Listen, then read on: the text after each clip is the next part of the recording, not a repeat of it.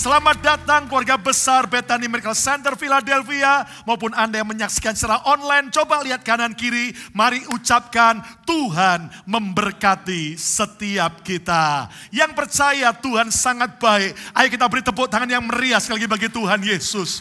Haleluya, silakan duduk kembali Bapak Ibu. Saudara-saudara, saya yakin bahwa Tuhan terus memelihara kita, menyertai kita, dan membuat kita keluar lebih daripada pemenang. Dan bulan ini kita masih banyak belajar tentang spirit filled. Bagaimana kita perlu dipenuhi oleh Roh Kudus. Dan kita akan belajar dalam Galatia 5 ayat 22 sampai 23. Mari kita akan baca dua ayat yang penting ini. Mari ucapkan dengan suara yang nyaring. 2, 3. Tetapi buah roh ialah kasih. Terus sukacita, damai sejahtera, kesabaran, kemurahan, kebaikan, kesetiaan, kelemah lembutan, penguasaan diri. Tidak ada hukum yang menentang hal-hal itu. Yang setuju katakan amin. Saudaraku, kalau kita lihat hidup manusia itu ibarat seperti sarung tangan. Saudara sekalian, lihat bagaimana sarung tangan ini tidak boleh kosong. 2 minggu yang lalu saya sudah sampaikan kebenaran jangan kosong. Ucapkan 2, 3, saya tidak boleh kosong. 2, 3. Anda yang menyaksikan secara online, Anda boleh kliklah di komen, katakan saya tidak boleh kosong. Sekali lagi ucapkan sama-sama, 2, 3, saya tidak boleh kosong. Kenapa? Karena kalau sarung tangan ini kosong, lihat, dia tidak bisa berbuat apa-apa. Tetapi saudaraku, siapa yang akhirnya memenuhi, yang masuk ke dalam sarung tangan ini, akan menentukan apa yang akan dikerjakan oleh sarung tangan ini dan apa yang akan dihasilkan. Dan lihat, ketika tangan orang yang baik masuk, maka sarung tangan ini akan bisa mengerjakan hal-hal yang baik dan hal-hal yang berguna. Tetapi seandainya jika orang yang jahat tangannya masuk, maka sarung tangan ini akan mengerjakan dan melakukan, menghasilkan hal-hal yang jahat.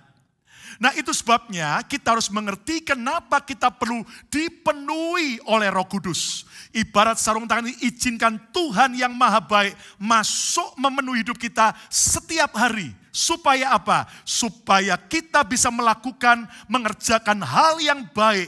Dan hal yang baik akan kita hasilkan. Yang setuju katakan yes. Lihat, seandainya tangan orang yang baik, seorang gardener, seorang perangkai bunga, maka lihat tangan yang baik akan memakai sarung tangan ini untuk merangkai bunga yang cantik ini. Kita perlu tepuk tangan dulu buat jemaat yang setia membawa bunga yang terbaik untuk tiap hari Minggu. Katakan amin.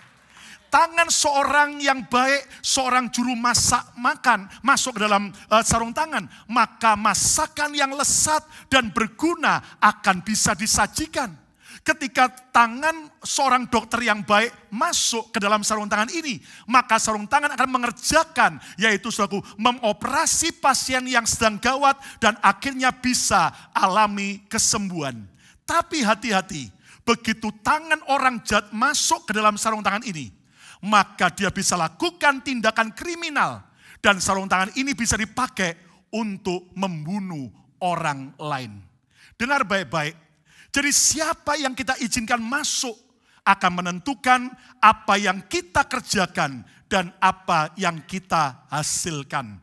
Nah, saya berdoa dalam nama Yesus, biar mulai hari ini dan seterusnya, saudara dan saya tidak lagi izinkan hidup kita kosong, tidak lagi izinkan setan ataupun kesombongan ego kita yang masuk dalam hidup kita, tapi izinkan pribadi Roh Kudus yang menguasai hidup saudara dan saya. Yang setuju beri tepuk tangan yang meriah bagi Tuhan Yesus. Nah, kalau kita amati 9 buah roh ini, saya suka dengan kalimat buah roh. Kata bersama saya buah roh, 2, 3. Lihat 9 ini, the spirit produce the fruit. Ya, Roh Kudus menghasilkan. Adalah apa? Ada buah kasih, sukacita, terus apa lagi? Halo, damai sejahtera, kesabaran, terus kemurahan, kebaikan, kesetiaan, kelemah lembutan, dan penguasaan diri. Dan kalau Anda lihat 9 buah roh ini, semua adalah sifat dan karakter dari Tuhan yang maha baik. Dia Tuhan yang penuh kasih, dia penuh sukacita, dia Raja damai, dia Tuhan yang penuh dengan kesabaran, kemurahan, dia Tuhan yang penuh dengan kebaikan, kesetiaan, kelemah lembutan, dan penguasaan diri. Nah, saudaraku, mari kita belajar. Jadi orang Kristen yang dipenuhi dengan Roh Kudus, Roh Tuhan yang sangat baik, maka akan menghasilkan sebuah tindakan yang baik, perkataan yang baik, kehidupan karya yang baik dari hidup saudara dan saya. Yang mengerti katakan amin. Saudaraku, artinya begini saudaraku. Apa sih tanda orang yang penuh Roh Kudus?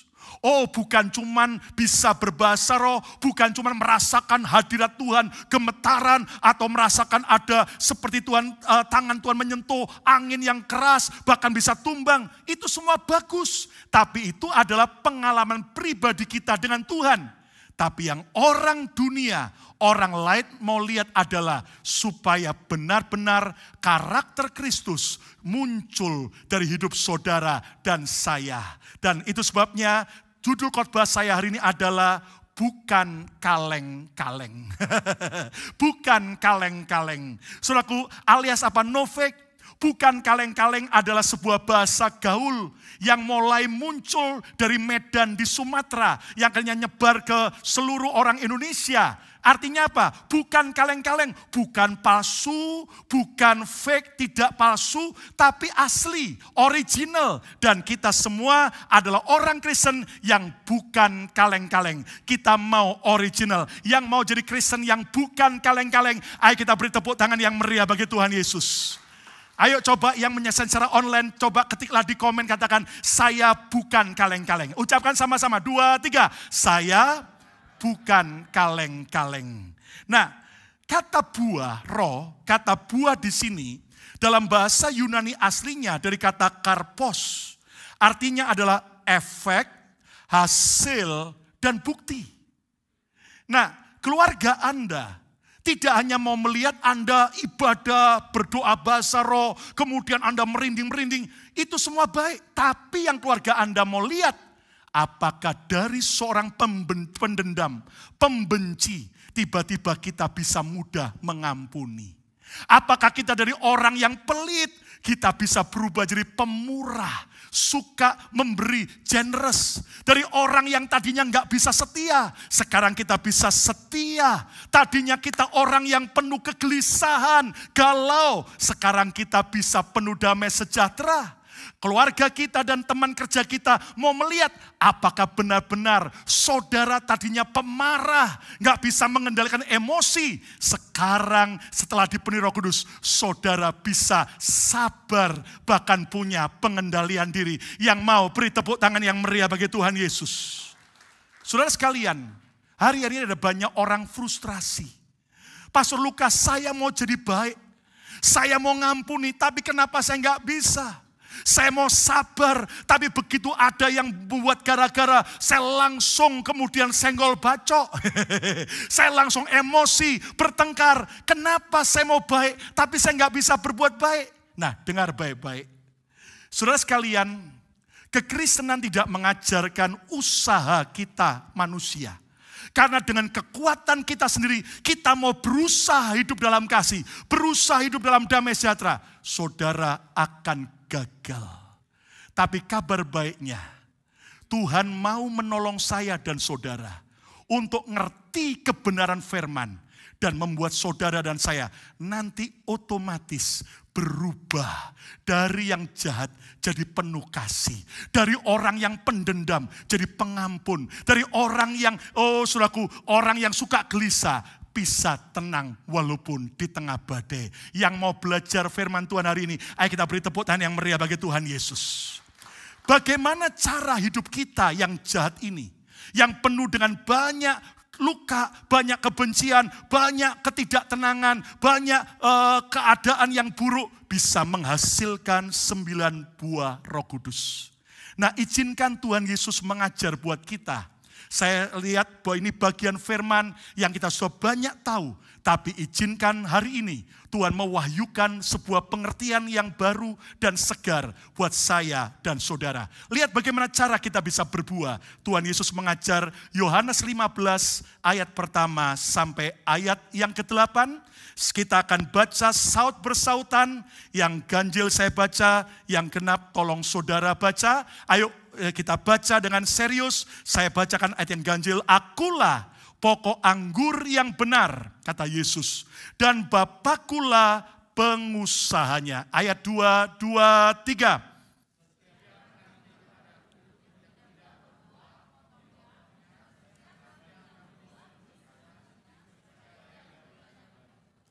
Kamu memang sudah bersih karena firman yang telah kukatakan kepadamu. Firman membersihkan kita.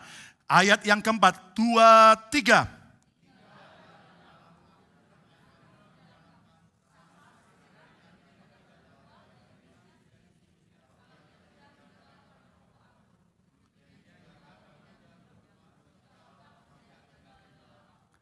Akulah pokok anggur, kata Yesus, dan kamulah ranting-rantingnya, cabang-cabangnya. Barang siapa tinggal di dalam aku, dan aku di dalam dia, ia berbuah banyak. Sebab di luar aku, di luar Yesus, kamu tidak dapat berbuat apa-apa. Tidak bisa berbuah. Ayat yang ke-6, lebih keras. 2, 3.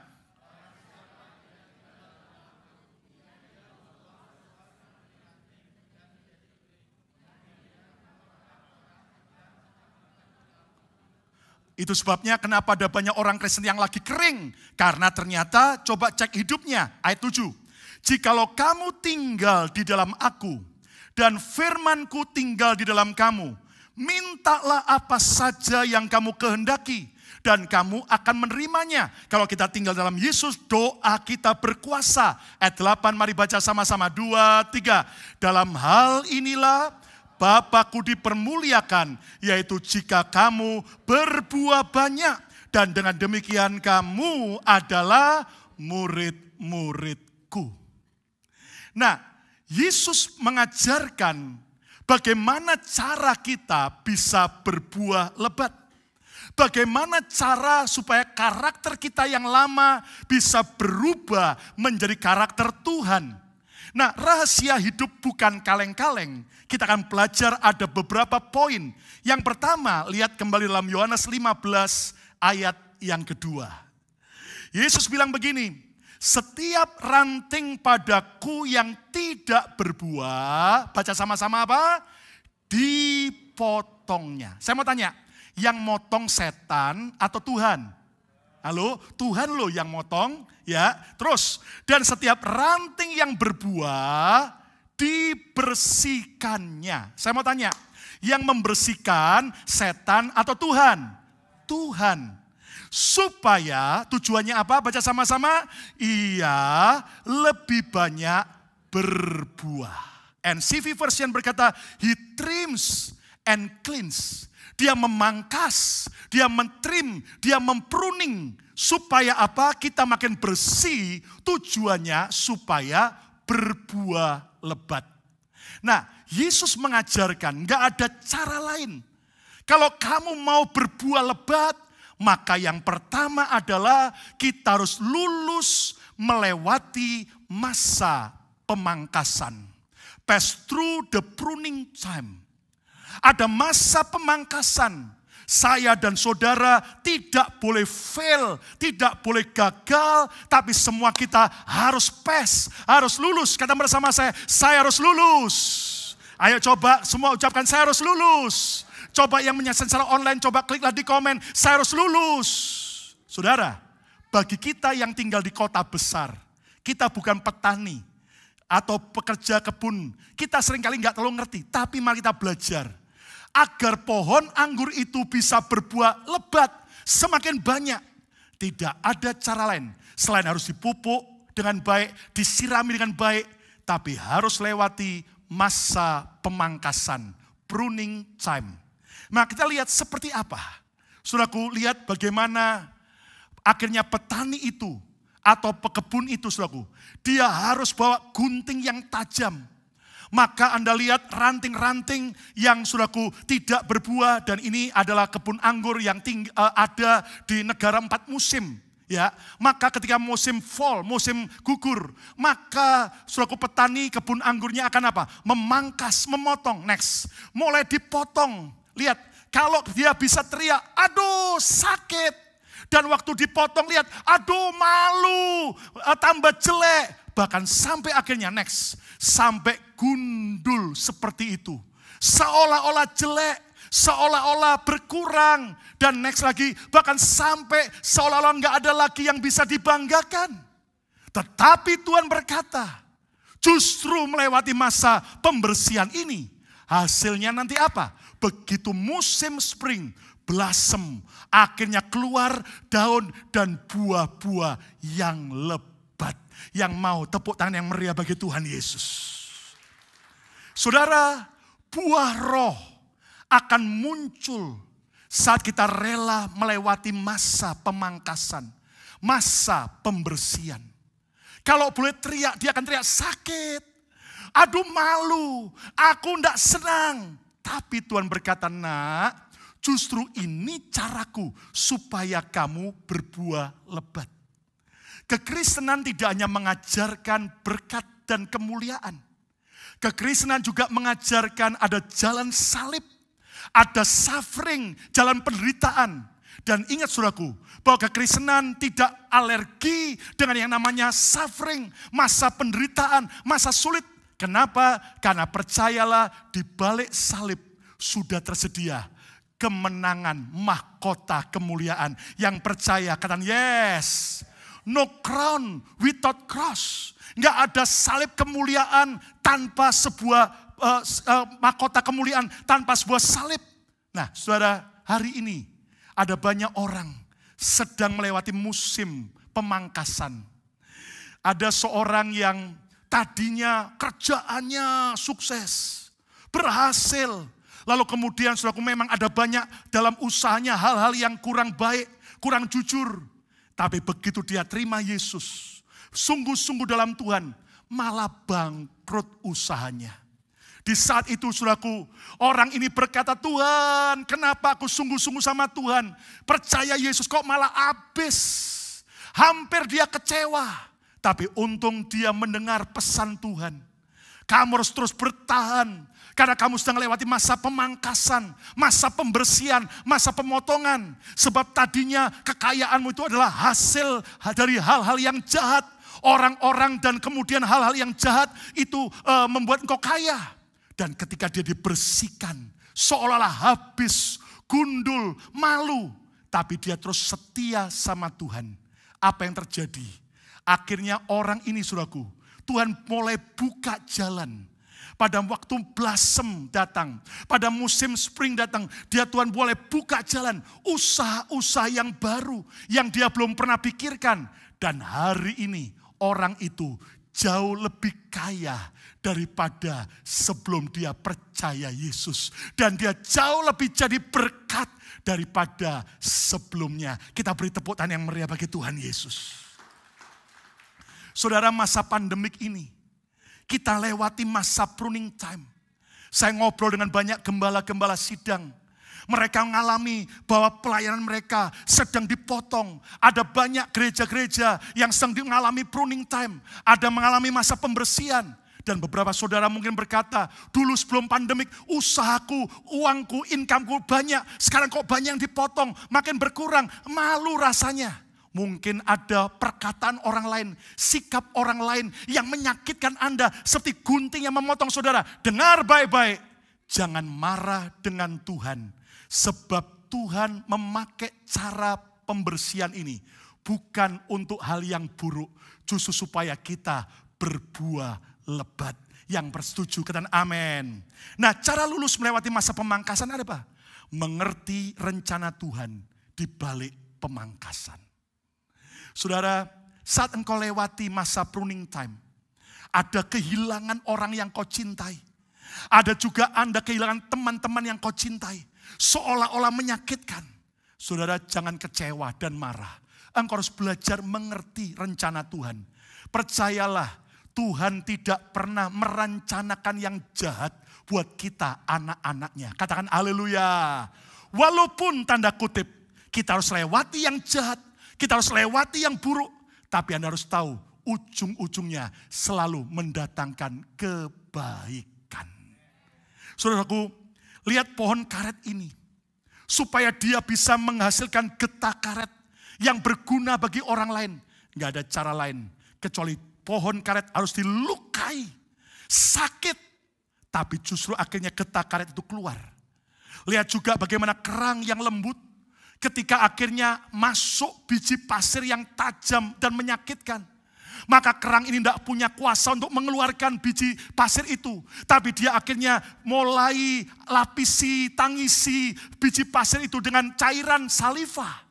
Dan beberapa bulan kemudian berubah jadi mutiara-mutiara yang berharga.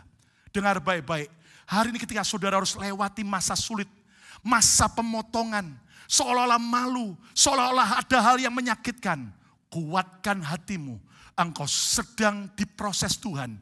Dan saya mau bernubuat, selesai ini, tiba waktunya engkau akan berbuah lebat. Berbuah lebat. Apa yang kau belum pernah pikirkan, Tuhan sediakan buat saudara. Katakan amin. Terus cara lulus berikutnya apa? Terus bertahan di masa pemangkasan. Jangan undur dari Tuhan. Terus setia bertahan. Nanti lihat akhirnya di pohon anggur tadi. Bertahan. Begitu musimnya tiba akan berbuah lebat. Bahkan bereaksi benar ketika melewati masa pemangkasan. Jangan pahit dengan Tuhan. Jangan kecewa dengan Tuhan. Saudaraku, teruslah berespon benar. Sehingga engkau dan aku akan menghasilkan buah-buah yang baik. Mungkin ada orang yang perkataannya nyakitin kita. Memotong kesombongan kita. Supaya keluar kerendahan hati. Yang setuju katakan yes. Mungkin ada orang yang mengecewakan saudara. Membuat Anda betul-betul terluka. Supaya apa? Memotong semua kesombongan kita. Supaya keluar kasih dan pengampunan.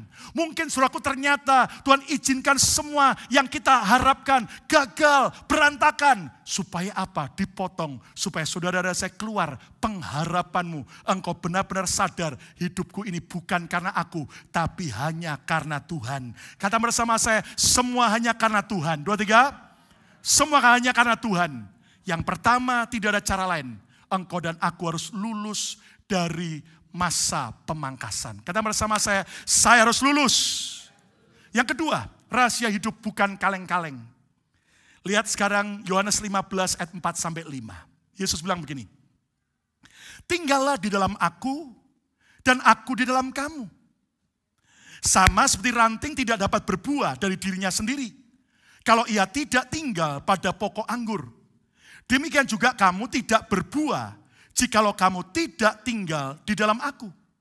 Lihat ayat yang kelima. Yuk baca sama-sama 2, 3. Akulah pokok anggur dan kamulah ranting-rantingnya. Terus barang siapa tinggal di dalam Yesus dan Yesus di dalam dia, ia berbuah banyak.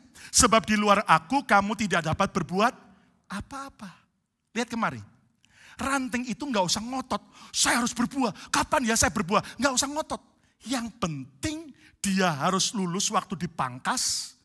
Lalu yang kedua, ternyata harus tinggal permanen di dalam Yesus.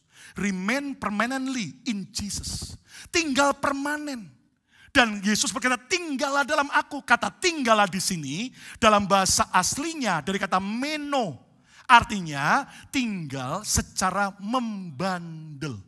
Kata bersama saya, tinggal secara membandel. 2, 3. Apa artinya tinggal secara membandel? Bahasa Ibrani kunonya ndablek. Diusir-usir gak mau pergi. Digoyang-goyang gak mau pergi. Itu artinya meno, tinggal secara membandel. Beberapa teman yang punya usaha sampingan, sewakan rumah maupun kos-koskan kamar-kamar, beberapa ada yang mengeluh. Pastor Lukas doain dong. Kenapa? Sebab sejak pandemik ini ada beberapa orang yang sewa rumah saya atau yang sewa kos rumah saya akhirnya nggak mau bayar. Ya, saya yakin itu pasti bukan jemaat BMC. Nggak ada yang amin, amin saudaraku. Kalau ada yang nggak bayar harus bayar. Nah, lalu sampai berbulan-bulan sampai ada yang 2 tahun sewa rumah nggak bayar. Lalu dia panggil polisi, polisi berkata kasihan dia nggak punya rumah, jangan nggak boleh diusir keluar. Waduh, sampai naik ke pengadilan saudaraku. Ternyata di court dia kalah. Yang punya rumah yang kalah, yang nyewa yang menang. Kenapa? Dianggap oleh pengadilan yang punya rumah lebih kaya daripada yang sewa. Nah, saudaraku, ini alias istilahnya apa? Yang tinggal yang renter ini duableknya bukan main. Tinggalnya membandel, nggak mau membayar, lalu ditanya, jadi kapan dia bisa membayar? Yang pertama, kalau dia punya duit, dia mau bayar. Yang kedua, kalau dia udah bosen ke rumahmu dan dia keluar sendiri, maka kamu akan bebas. Nah, jelas kita nggak boleh seperti itu. Itu merugikan orang lain. Tapi dalam Yesus, kita juga harus tinggal membandel, alias begini. Ikut Yesus, setia sama Tuhan, itu cari Tuhan, nggak cuman waktu keadaan banyak masalah. Ada orang tuh ya, kalau lagi banyak masalah, sama Tuhan. Pendeta belum datang aja dia udah datang, saudaraku. Ya kan? Wih, nangisnya sampai seember, ya kan? Tapi begitu dia ngalami mujizat pertolongan Tuhan, diberkati semua apa yang didoakan sudah dikabulkan Tuhan. Wes, bablas. Di sini nggak ada orang kayak begitu, karena orang yang kayak begitu sudah nggak datang, saudara itu. Tapi saudara adalah orang-orang yang tinggal permanen, bandel, ndablek. Pokoknya sekali Yesus, tetap Yesus sampai selama-lamanya. Beri tepuk tangan yang meriah bagi Tuhan Yesus. Ayo ucapkan sekali Yesus, tetap Yesus selama-lamanya. 2, 3. Yang online coba kliklah di komen, sekali Yesus tetap Yesus selama-lamanya. 2, 3. Sekali Yesus tetap Yesus sampai selama-lamanya. Lihat seperti bola lampu ini. Mereka bisa bersinar, terang, selama dia tinggal, nempel dengan sumber listriknya. Tapi kalau dia terpisah, maka dia akan padam dan tidak akan bisa menghasilkan terang. Nah, kita ini bisa penuh kasih, bisa penuh damai, bisa penuh sukacita, bukan karena kekuatan kita. Asal sudah tinggal permanen dalam Yesus, dekat, melekat bersama Yesus, maka otomatis kita akan berbuah secara lebat. Cara tinggal permanen dalam Yesus gimana? Jangan izinkan apapun memisahkan kita dari Yesus. Yang setuju katakan amin. Hanya cuman karena omongan yang tidak enak dari orang lain. Orang Kristen yang lain ngomongnya tidak enak tentang kita. Udah langsung mundur. Di sini nggak ada. Kita harus ndablek, bandel. Pokok sekali Yesus tetap Yesus. Katakan amin. Mau dibentuk dan dirawat oleh Tuhan. Dibentuk, lihat seperti ranting itu saudaraku dari pohon anggur. Harus lewati pembentukan. Kalau tiang penyangganya kotak, dia harus dibentuk kotak. Kalau dia tiang penyangganya setengah bulat, dia harus mau jadi setengah bulat. Bahkan juga mau menghasilkan buah yang baik. Saudara sekalian, tinggal membandel, tinggal permanen dengan Yesus. Melayani, sekali melayani tetap melayani. Sekali setia ibadah, tetap setia ibadah. Enggak peduli ada salju, enggak ada salju. Enggak peduli hujan maupun kering. Enggak peduli dingin maupun panas. Enggak peduli ada parade di jalan atau tidak ada tempat parkir. Sekali ibadah, tetap ibadah. Terus setia sampai selama-lamanya. Yang mau beri tepuk tangan yang meriah bagi Tuhan Yesus. Saudara doakan bulan depan ada beberapa hamba Tuhan tamu yang akan memberkati kita. Salah satunya adalah Pastor Saifuddin Ibrahim. Ya, dengan istrinya Ibu Sarah Ayu. Bu Sarah pernah hadir bersama kita, tapi Pak Saifuddin akan pertama kali bersama kita. Lihat bagaimana dia tadinya seorang tokoh pemimpin agama lain. Dia pengajar, dia punya ribuan murid.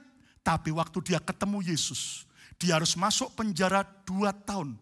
Demi Yesus. Gara-gara dia memberitakan Injil. Tapi lihat wajah penuh sukacita. Tidak ada rasa penyesalan. Dia terus bahkan di penjara. Saudaraku, dia beritakan Yesus. Saya pernah kunjungi beliau di lapas Tangerang, saudaraku. Dan Pak Ibrahim, saudaraku, tetap semangat. Bahkan saya kaget, saya bilang ini, wow Pak, bukan kayak tahanan ya. Kayak Bapak ini pendetanya para narapidana. Dia bawa banyak jiwa kepada Yesus. Dan puji Tuhan, akhirnya sudah bebas. Bahkan setelah bebas, tambah gila-gilaan bagi Tuhan. Cintanya sama Tuhan, kesetiaannya nggak pernah luntur. Dan kita berdoa nanti waktu beliau datang, sudah akan dengar bagaimana Tuhan bekerja dalam hidupnya luar biasa. Beri tepuk tangan yang meriah bagi Tuhan Yesus. Yang ketiga, rahasia hidup bukan kaleng-kaleng. Lihat ayat yang terakhir, Yohanes 15 ayat 8. Yesus berkata, dalam hal inilah Bapakku dipermuliakan. Siapa ingin mempermuliakan nama Tuhan? Katakan amin. Nggak ada cara lain. Baca sama-sama yuk. Yaitu jika kamu berbuah banyak. Dan dengan demikian kamu adalah murid-muridku. Saudara, yang pertama kita harus lulus lewati masa pembersihan. Masa pemotongan, pemangkasan. Karena Tuhan mau supaya kita berbuah lebih lebat.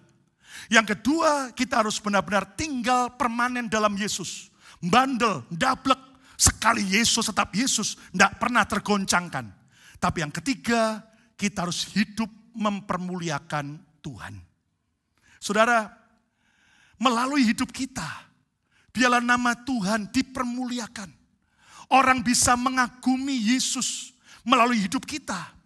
Nah, orang yang mempermuliakan Tuhan adalah orang yang berbuah banyak.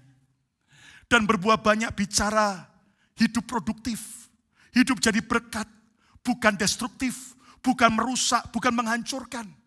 Dan cara mempermuliakan Tuhan adalah kita harus menunjukkan buah pertobatan. Istri kita bisa lihat, wow, dulunya suamiku kasar, nggak tanggung jawab, tukang selingkuh. Sekarang sejak Tuhan menjamah hidupnya, Roh Kudus memenuhi hidupnya. Wow, dia jadi tanggung jawab, dia setia.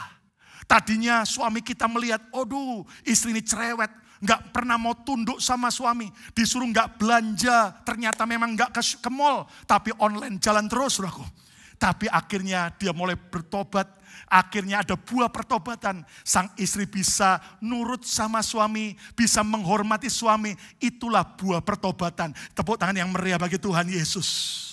Amin, saudaraku. Tadinya kita kerja malas-malesan.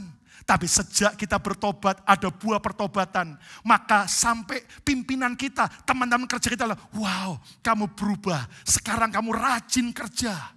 Dan itu adalah buah pertobatan. Lalu apa? Hidup dengan buah roh. Orang mencicipi buah yang manis dari kita. Ada kasih, ada sukacita. Senyum Anda membuat orang lain juga tersenyum.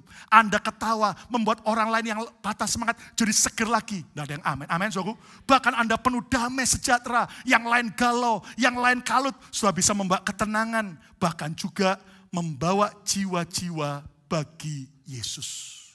Bawa keluargamu.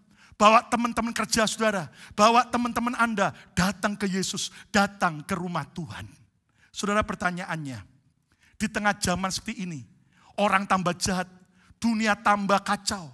Masihkah ada orang-orang yang bisa menghasilkan buah yang baik, mempermuliakan nama Tuhan? Saudara, saya beri contoh. Salah satunya adalah seorang pria bernama Teddy Hung. Teddy Hung ini adalah ketua mafia Hong Kong. Ketua triad Hong Kong. Dia sangat kaya raya, sangat terkenal di Hong Kong, ditakuti dan dihormati oleh para lawan maupun kawan. Usaha-usahanya kasino di mana-mana. Bahkan juga tempat-tempat prostitusi, bahkan juga peredaran obat-obat terlarang. Semua tindakan kerjaan ilegal itu dikuasai oleh Tony Hung. Saudara, sampai akhirnya Tony Hung juga punya banyak istri dan banyak simpenan. Sampai katanya pada zaman itu, rata-rata semua bintang film Hong Kong wanita pasti adalah simpenan Teddy Hung. Tetapi saudaraku, satu kali Teddy Hung tidak bisa lolos lagi dari jeratan hukum. Karena pemerintah Inggris yang waktu itu menguasai Hong Kong akhirnya mencari cara Teddy Hung akhirnya masuk ke dalam penjara. Tapi dasar mafia, di penjara yang jelek pun disulap jadi penjara bintang 5, mewah. Dan dari dalam penjara, Teddy Hung masih tetap bisa menjalankan bisnis-bisnis jahatnya. Tapi yang menarik, di tengah-tengah penjara itu, setiap hari ada seorang pendoa Kristen yang mengunjungi Teddy Hung. Berkali-kali diusir, tapi dia tetap datang. Memberitakan Yesus. Sampai satu kali Teddy Hung mengalami gangguan tidur. Dia nggak bisa tidur berhari-hari. Sampai dia kalut. Saudaraku, dalam keadaan begitu, pendoa Kristen ini datang, dia begini, Teddy Hung, siapa di Hong Kong yang tidak kenal kamu? Sampai mainland China pun pasti tahu namamu. Tapi kamu tahu, satu hari kamu akan mati. Kalau nanti kamu mati, kamu mau dikenal oleh orang banyak sebagai apa? Apakah sebagai gangster mafia? Ataukah orang yang baik? Sebuah kalimat sederhana, menyentuh dan masuk ke pikiran Teddy Hung. Dan malam itu dia gelisah. Dalam keadaan dia berpikir, dia frustrasi, bahkan dia mau bunuh diri. Kalau aku mati nanti, aku dikenal sebagai orang apa? Akhirnya di tengah keputusasanya, malam itu dia doa. Kalau memang engkau Yesus hidup, buat saya bisa tidur. Ternyata dia tidur pulas. Saudara, kita bisa tidur, itu berkat Tuhan. Amin. Yang pasti jangan tidur waktu dengar khotbah. Itu terkutuk, saudara. Apa yang terjadi? Akhirnya Teddy Hung keluar dari penjara. Dan kemudian dia terima Yesus sebagai Tuhan Juru Selamat. Apakah langsung perjalanan kekristenannya jadi bagus? Enggak. Dia mulai sempat kecewa sama Tuhan. Karena sejak dia terima Yesus, beberapa usaha kasinonya dan sebagainya malah merugi. Dia sampai datang sama pendeta bilang, kenapa kalau Yesus baik kok malah merugi? Dan akhirnya terpaksa harus ditutup. Lalu pendeta itu berkata, karena Tuhan sedang mau memberkati kamu dengan cara yang berbeda. Singkatnya, Teddy Hung bertobat sungguh-sungguh. Dia berubah. Akhirnya istri-istrinya yang banyak, semua satu persatu diberi uang pesangon, dipulangkan, saudaraku. Dan kemudian simpanan-simpanannya dibereskan semua. Dia hanya setia dengan istri yang pertama. Akhirnya, saudaraku, semua usahanya dia tutup yang ilegal. Dan dia mulai bangun usaha-usaha yang legal. Apa yang terjadi, saudaraku? Bahkan dia buat sebuah gereja. Dan khusus untuk menjangkau memenangkan anggota gangster Hong Kong. Kebaktiannya pun juga tidak hari Minggu, hari Selasa malam. Kenapa? Karena gangster-gangster, saudaraku, selalu kalau siang pagi itu tidur dulu, bangunnya baru malam. Dan Anda tahu, kalau hari yang lain tuh sibuk, pacuan kuda, judi. Tapi hari Selasa malam bisa kumpul. Anda tahu dari cuman 10 menit, lama-lama 30 menit, lama-lama 1 jam. Dan banyak para gangster bertobat, terima Yesus. Buah yang baik, buah pertobatan, buah roh, bahkan buah jiwa-jiwa dihasilkan oleh seorang gangster bernama Teddy Hung. Dan beberapa tahun yang lalu, akhirnya Tuhan panggil beliau pulang ke rumah Bapa. Tapi orang mengenal Teddy Hung, seorang pengikut Yesus. Kalau Teddy Hung bisa diubah Tuhan, Tuhan yang sama bisa ubah saya dan saudara. Kesimpulannya, jadilah Kristen yang bukan kaleng-kaleng lagi. Tapi jadilah Kristen yang berkualitas. Kristen yang bukan palsu, tapi Kristen sejati. Supaya orang melihat ada Yesus, ada Roh Kudus. Rahasia hidup bukan kaleng-kaleng yang pertama. Kita harus lulus melewati masa pemangkasan. Hari ini kalau saudara lewati pruning time, memang sakit. Mungkin tindakan-tindakan orang lain. Tapi percayalah di baliknya Tuhan sedang membersihkan saudara. Bukan untuk kejahatan kita. Tapi justru supaya setelah saya ini, saudara dan saya bisa berbuah lebat. Yang kedua, tinggal permanen di dalam Yesus. Tinggal membandel. Sekali Yesus tetap Yesus. Enggak boleh apapun memisahkan aku dari Tuhan. Dan yang ketiga, hidup mempermuliakan Tuhan. Supaya orang tahu Yesus yang hidup yang baik melalui kehidupan kita. Siapa mau sungguh-sungguh jadi Kristen sejati, bukan yang kaleng-kaleng lagi. Yang mau angkat tangan saudara, kita beri tepuk tangan yang meriah bagi Tuhan Yesus. Mari berdiri di hadapan Tuhan.